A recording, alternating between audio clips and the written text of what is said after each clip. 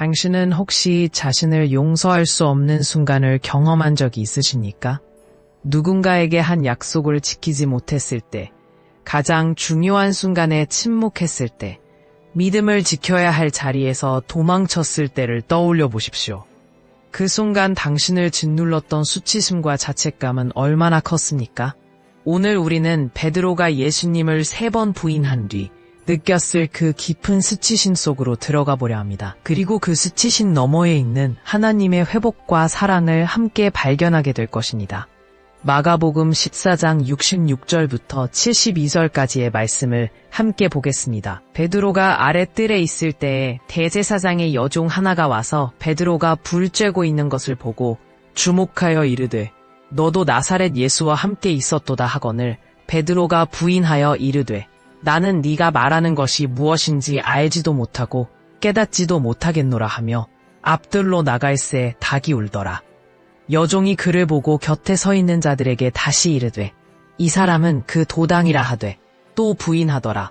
조금 후에 곁에 서 있는 자들이 다시 베드로에게 말하되 너는 갈릴리 사람이니 참으로 그 도당이라니라.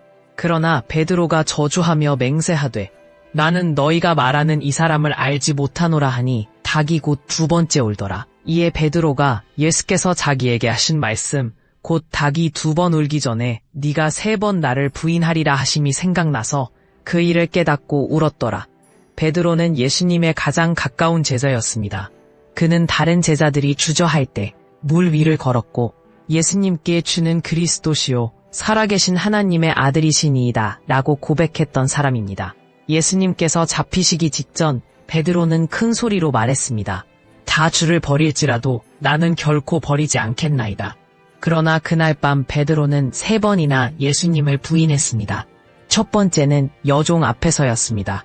권력자도 아니고 군인도 아닌 한 여종의 질문 앞에서 베드로는 나는 네가 말하는 것이 무엇인지 알지도 못하고 깨닫지도 못하겠노라고 말했습니다.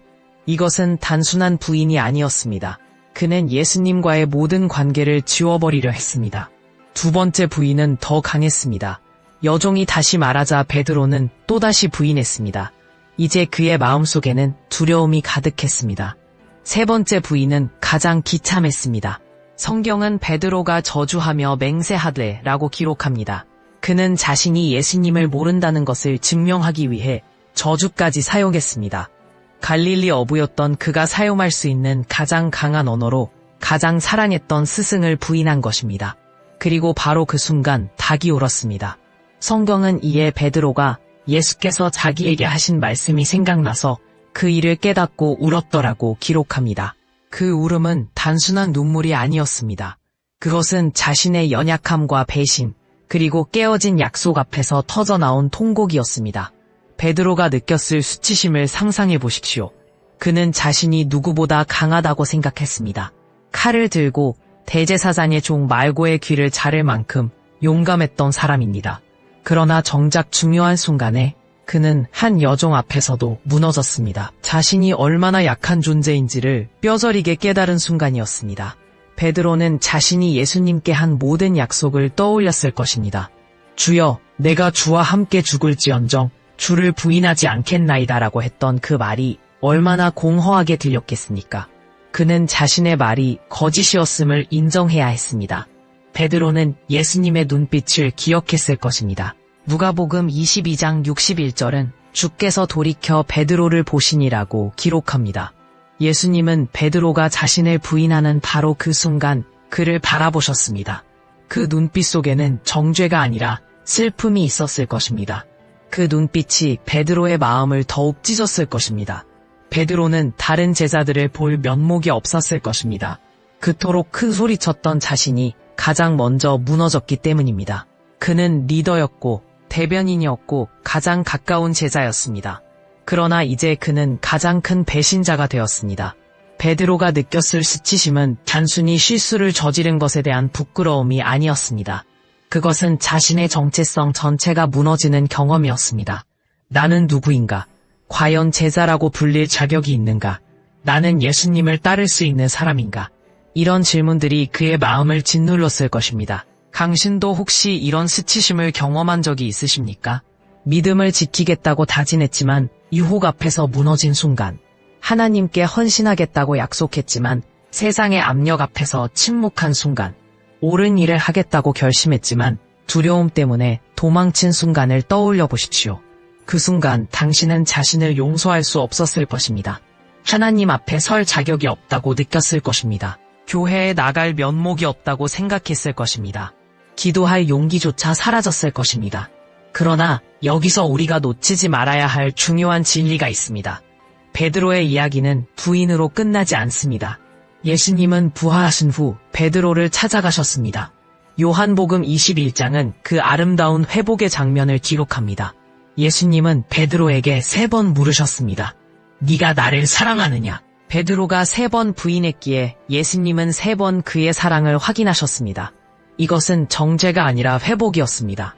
예수님은 베드로에게 다시 한번 기회를 주셨습니다. 그리고 예수님은 베드로에게 내 양을 먹이라고 명령하셨습니다. 이것은 단순한 위로가 아니었습니다. 예수님은 베드로에게 새로운 사명을 주셨습니다. 실패한 자를 버리신 것이 아니라 오히려 그를 회복시켜 더 큰 일을 맡기신 것입니다. 베드로는 이후 오순절에 성령 충만함을 받고 담대하게 복음을 전했습니다. 사도행전 2장에서 그는 수천 명 앞에서 예수 그리스도를 증거했습니다. 한때 여종 앞에서 떨었던 그 사람이 이제는 죽음의 위협 앞에서도 흔들리지 않는 사도가 되었습니다. 베드로전서 5장 10절에서 그는 이렇게 고백합니다.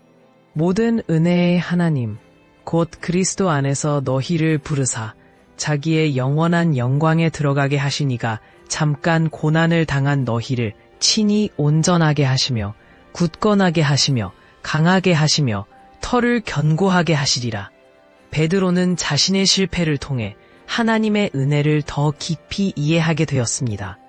그는 자신의 힘으로는 아무것도 할 수 없음을 알았고 오직 하나님의 은혜로만 살 수 있음을 깨달았습니다. 당신이 지금 수치심 속에 있다면 베드로의 이야기를 기억하십시오.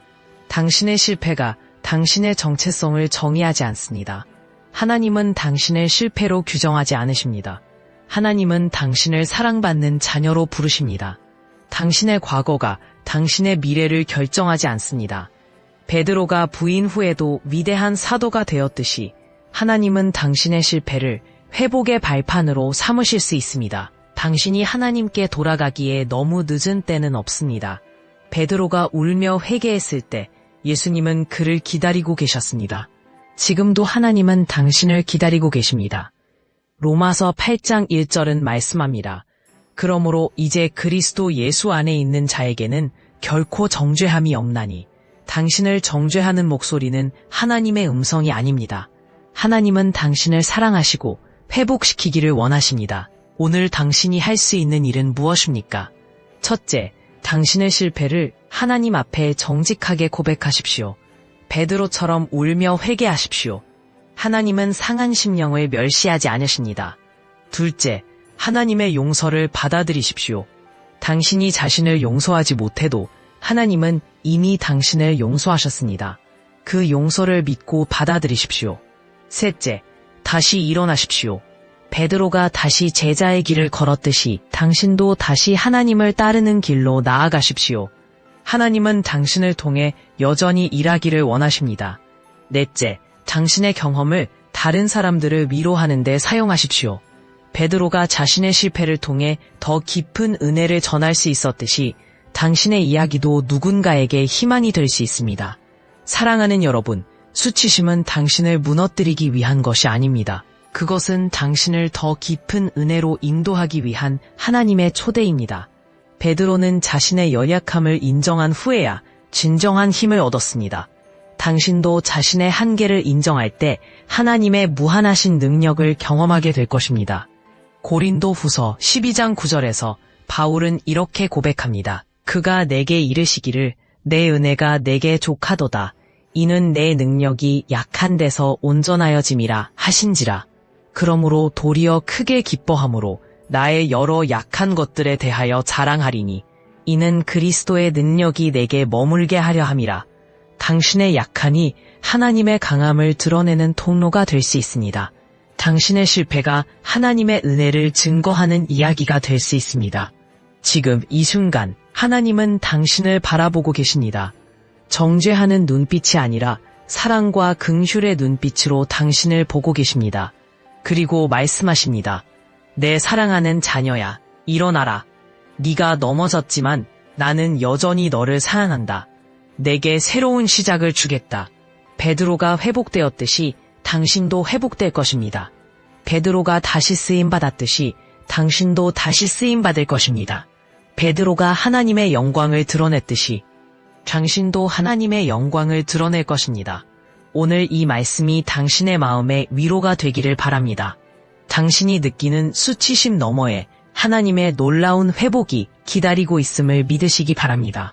하나님 아버지, 지금 수치심 속에 있는 모든 이들을 위해 기도합니다. 그들이 베드로처럼 회개하고 베드로처럼 회복되고 베드로처럼 다시 주님을 담대히 증거하는 삶을 살게 하여 주옵소서. 예수님의 이름으로 기도합니다. 아멘. 좋아요와 구독 부탁드립니다. 다음 영상에서 만나요.